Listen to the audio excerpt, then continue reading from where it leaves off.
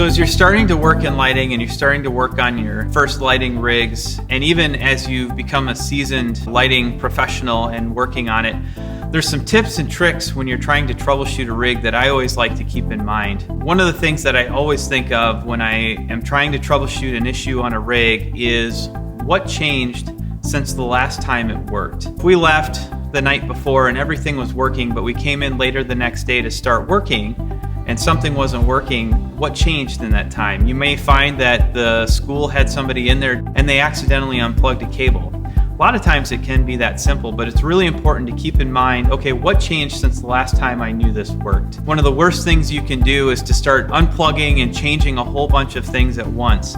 It becomes really hard to narrow down and to troubleshoot what's wrong if you start changing multiple things at once. So always start with just making one change to see if that fixes it, and then moving on, because if you don't, then you can't really truly troubleshoot and find that thing that caused the original problem in the first place. I like to start with looking for the simplest problem or the most likely thing, and start with the things that are really quick to check. You know, running up into a truss and trying to find a potential broken cable when I don't know for sure that that's the problem is not the best place to start necessarily. I always start with making sure the cable's plugged in and that all the equipment is turned on. Another thing that's important when you're trying to troubleshoot a lighting rig is to make sure you do have some basic tools on hand. Things like screwdrivers and wrenches, obviously, but having a digital multimeter and having a DMX tester are invaluable to tracing down a problem.